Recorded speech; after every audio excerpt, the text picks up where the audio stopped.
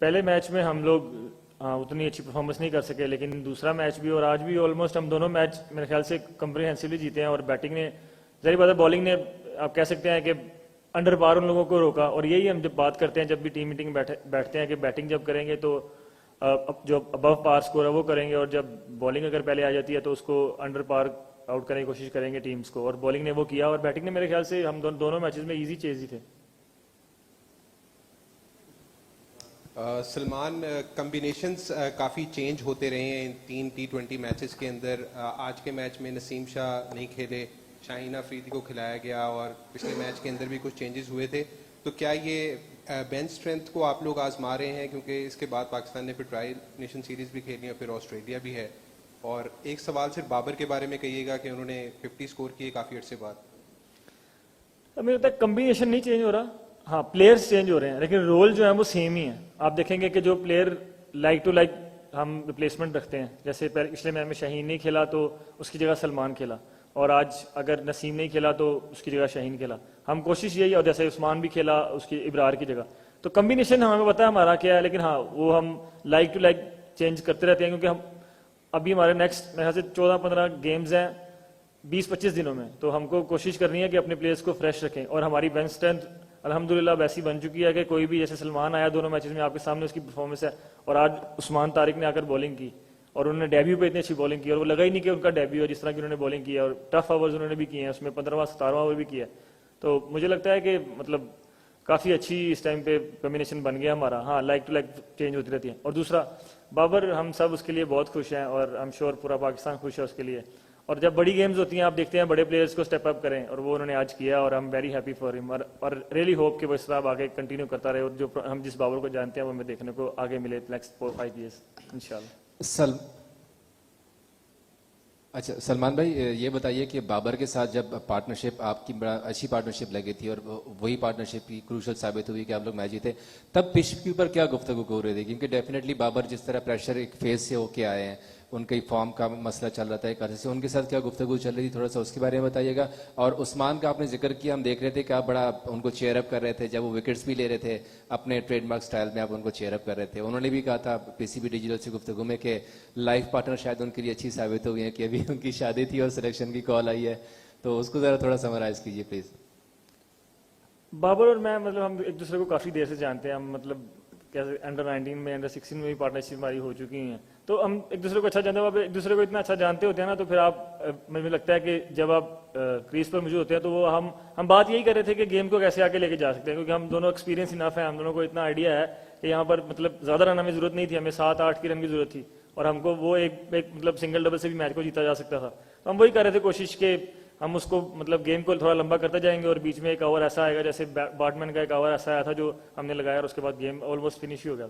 और उस्मान, ज़ाहिर बात है जब डेब्यू होता है, हम सब भी इस फेज से गुजरे हैं, तो आपके अंदर नर्व जरूर होते हैं। वो परफॉर्मेंस करके आए हैं, ज़ाहिर बात है वो मतलब दुनिया की लीग्स में भी बहुत अच्छा कर रहे हैं, लेकिन नर्व्स इंटरनेशनल क्रिकेट के जरूर रहते हैं, और मेरी कोशिश थी कि उनमें वो उन नर्व्स को उनको कंट्रोल करने में हेल्प करूँ। और माशाल्लाह उनकी शादी हुई है, और अभी डेब्यू, और इतना अच्छा डेब्यू है, तो अगर ये कह रहे हैं कि उनकी लाइफ पार्टनर लकी रही है, तो मेरे ख्याल से वाकई लकी है वो। सलमान, क्योंकि आप बाबर को इतनी अच्छी तरह जानते हैं, एक उनकी टेक्निक पे क्वेश्चन है। नॉर्मली वो स्वीप इतना ज्यादा स्पिन को नहीं करते, आज हमने देखा 3-4 दफा अर्ली इनिंग्स में वो स्वीप पे उन्होंने 2 चौके भी मारे, वो भी एक अटैकिंग शॉट के तौर पे यूज कर रहे थे। तो डू यू नो कि कोई एक मे बी ट्रेनिंग में भी इस तरह कुछ हुआ है कि आपने देखा हो कि वो थोड़ा सा अपने आप को अडेप्ट करना चाह रहे हैं? सर मैं ना एक चीज़ का, आप सब उनकी बैटिंग के फैन होंगे ज़ाहिर बात है, और पाकिस्तान में भी, लेकिन मैं उनकी जो वर्क एथिक्स है ना, मैं उसका बहुत फैन हूँ। जो वो जिस तरह प्रिपरेशन करते हैं ना, मुझे लगता है कि वो शायद पिछले, मैंने जो 4 साल से मुझे इंटरनेशनल क्रिकेट, मैंने इंटरनेशनल क्रिकेट में इतने अच्छे प्रिपरेशन करता किसी को नहीं देखा। वो परफॉर्मेंस कर रहा था, नहीं कर रहा था, लेकिन मैं उसको दिखता था वो अपनी प्रिपरेशन को बहुत अच्छा रखता था।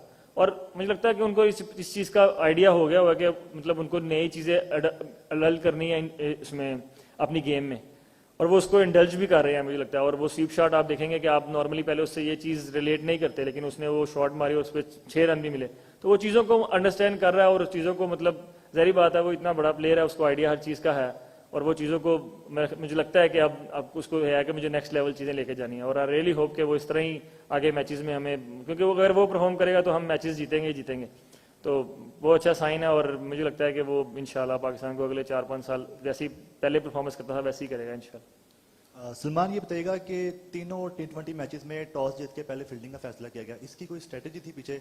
और दूसरा, बाबर के बारे में सब सवाल पूछ रहे हैं, मैं भी पूछना चाहूँगा कि क्या बाबर आपके फ्यूचर प्लान का हिस्सा होंगे? अगर T20 वर्ल्ड कप आ रहा है तो आप समझते हैं कि तब तक बाबर मौजूद होंगे टीम में? सर आपने ग्राउंड देखा है, मतलब ऐसा लग रहा है जैसे मतलब समंदर हो गया। तो वो उसका सर रीज़न यही है, वो कोई ऑप्शन ही नहीं है आपके पास, क्योंकि इतने ड्यू पड़ जाती है फर्स्ट 10 ओवर्स के बाद पहली इनिंग में ही। तो वो तो मतलब एक सिंपल सा आप कह लें कि बहुत ही इजी डिसीजन है, क्योंकि इतनी ड्यू में बाद में बॉलिंग करना बहुत मुश्किल है। आपने देखा होगा उस टीम ने भी स्ट्रगल किया। और सर बिल्कुल क्यों नहीं, बाबर आजम है, मैं कह रहा हूँ कि वो इस फॉर्म में अगर खेलते रहे तो सर हम कुछ भी जीत सकते हैं। और अगर नंबर 3 पे इस तरह परफॉर्मेंस करते रहेंगे डे इन डे आउट या मोस्टली हर एवरी अदर गेम में, सर वो पाकिस्तान को मतलब वर्ल्ड कप भी जिता सकते हैं।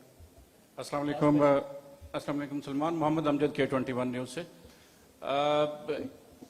टीम ने काफ़ी देर बाद कम बैक किया है, इसके बाद जीत के बाद खिलाड़ियों का मोराल कैसा है और ड्रेसिंग रूम का माहौल कैसा है, इस वजह बताइएगा। दूसरा, इस सेकंड पार्ट ये है कि दुनिया में क्रिकेट बड़ी फास्ट हो गई है और टीमें जो है वो बड़ा स्कोर कर रही हैं, लेकिन पाकिस्तान की टीम को देखा जा रहा है कि 125 से 150 तक स्कोर कर रहे हैं, और अगर कोई टीम ज्यादा स्कोर कर जाती है तो प्रेशराइज हो जाते हैं और वो चेज नहीं कर पाते। आगे वर्ल्ड कप आ रहा है, क्या इस परफॉर्मेंस के साथ आप समझते हैं कि वर्ल्ड कप में दुनिया की बेहतरीन टीमों का मुकाबला किया जा सकता है? सर आपने पहली बात की है कि हम बड़ी देर बाद कम बैक किया है। सर हम एक बांग्लादेश सीरीज आ रहे हैं, मुझे लग रहा है मतलब पिछले 4-5 महीने में, और एशिया कप का फाइनल खेला है। तो ये नैरेटिव जरूर है कि इस टीम की परफॉर्मेंस वैसी नहीं है। अगर आप फैक्ट पे बात करें तो सर हम मतलब हमारी परफॉर्मेंस बहुत अच्छी है, 70% हमारा विनिंग रेशियो है, और वो अगर किसी भी टीम जो नंबर 1 टीम में है उनका ऐसा रेशियो है। अब वो नैरेटिव ऐसा है, वो कैसा भी बना लें आप लोग। और अभी हम एशिया कप खेल के आए, उससे पहले ट्रांसनेशनल सीरीज खेली, उससे पहले वेस्ट इंडीज सीरीज खेली। उसमें आपने रन्स देखे हैं, यही रन्स थे 160 170। और जब हम बांग्लादेश के खिलाफ होम पे खेले थे वो पिचेस दूसरी थी, अच्छी पिचेस थी, उसमें हमने 200 रन भी बनाए थे। तो आपको अडॉप्ट करना होता है चीज़ों को कि उस विकेट पे कितने रन बन सकते हैं। और हम आगे गोइंग, हमने भी ये पिचे इसलिए बनाई क्योंकि हमें पता है कि गोइंग फॉरवर्ड हम श्रीलंका में वर्ल्ड कप खेलने वाले हैं। वहाँ पर मुझे नहीं लगता 170 180 वाले मैचेस होंगे, वहाँ पर यही 140 150, हाँ हो सकता है शुरू में 160 170 वाले हों, लेकिन अगर आप जब बिजनेस एंड में जाएंगे तो वहाँ पर मैचेस आपको इस तरह ही मिलेंगे 140 150। आई रिमेंबर वैसे 2012 का या 14 का वर्ल्ड कप था, मुझे अच्छी तरह याद नहीं है। तो आपने वो श्रीलंका में था, और वो वर्ल्ड कप जो वेस्ट इंडीज जीता था वो इस तरह ही वर्ल्ड कप था कि एंड वाले गेम्स 130 140 वाले थे। और मुझे नहीं लगता कि इस बार भी कोई गोइंग फॉरवर्ड उधर वर्ल्ड कप में कोई ज्यादा चेंज होगा, इसी तरह की पिचेस आपको मिलेंगी। तो आपको वो देखना होता है कि पिच किस तरह का बिहेव कर रही है, और यहाँ पर क्या अगर पिच पे है ही नहीं 140 की पिच है तो हम मतलब वो फिर बेवकूफ़ों वाला काम ही है कि उस पर 180 190 बनाने चले जाओ। Thank you.